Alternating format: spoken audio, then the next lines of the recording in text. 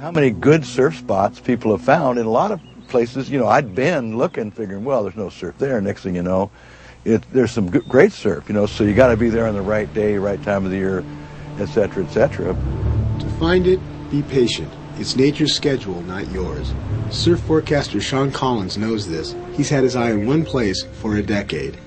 Cortez Bank is probably one of the most fragile areas you could possibly imagine, because it is so open to so many other swells, and so open to the wind. I mean, we only have maybe 5 days out there where the wind's really under 10 knots. So maybe 5 days a year that's even surfable, and then trying to get one of those 5 days to have 60-foot waves. Well, your odds are pretty much against you. That's why we waited 10 years before we were able to get it.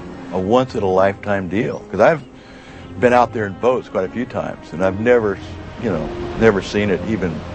I've seen gnarly-looking white water and backwash and white sharks and all that stuff, but never a wave I think you could ride. The wave there is made by a seamount, they call it, and it's just a mountain in the ocean at the end of the continental shelf.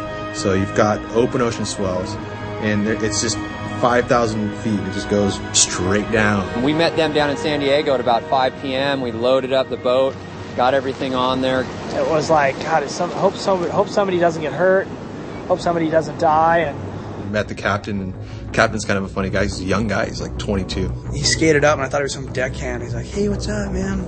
I'm your captain. We're taking you out to Cortez." I'm like, "You? Kid? Oh, man." I'm like, right on. Let's do this, For us, this is an adventure, a rocket ride to the moon. I'd never been out that far. I was kind of scared to go driving a boat out the 20-foot seas in the middle of the night. Trugged along for 12 hours. We had a few engine problems in the middle of the night. We were all bummed, thinking we weren't even going to get there. We got out there on one engine. Okay, 100 miles out. Everybody's trying to get the skis off the boat, and this is serious. When the first ski hit the water, Skinny went out for a closer look. When I first pulled up, there was I'd say 100 seals out there. I think you're the only people out there, and there's nah, you're the newcomers. The locals don't even want you around here. Get out here. And then the set came, and that really tripped me out. I'm like, oh my God.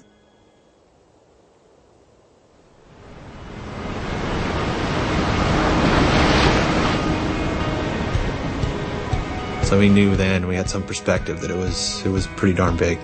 That was a shocker for me. Oh my God, I'm 100 miles out to sea on a jet ski. It's like watching these waves. Let's do this. There are very few surfers in the world who have the mindset or the ability to go out and surf waves of this size and a break completely unknown. Peter Mell caught the first wave, and John Walla, the young boat captain who paddled out for a closer look, realized he'd made a serious mistake.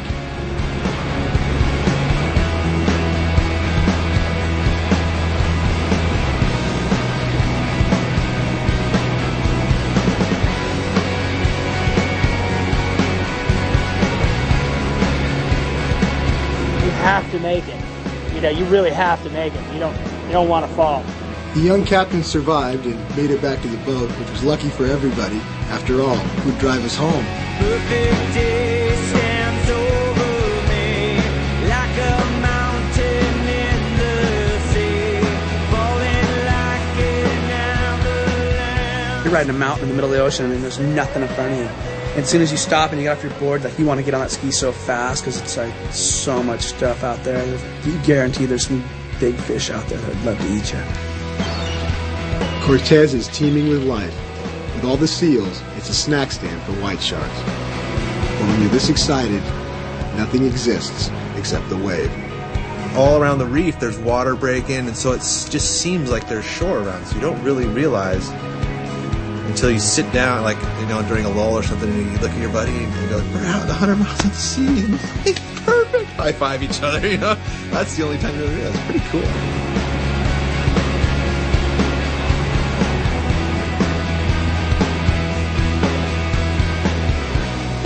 Those guys actually got, the biggest wave because it was their turn. It was just the luck of the draw. I'm watching them get this thing. Oh my God, it's such a killer wave. Whew. Swell's starting to pick up. I'm like, turn around, you want this one? And he's like... I remember going through my mind going, don't be a wuss.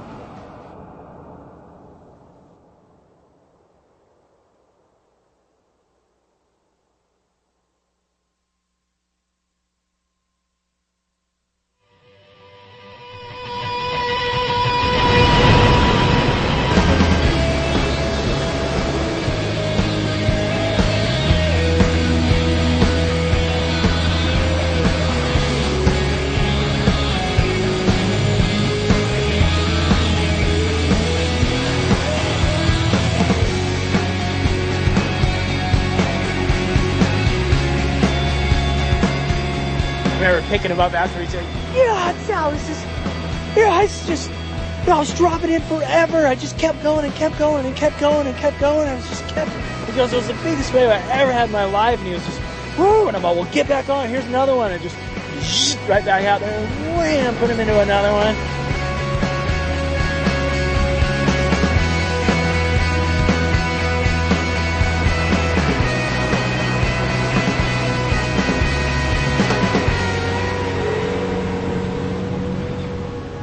Taking a break for lunch, they talked very little while the waves kept pouring through.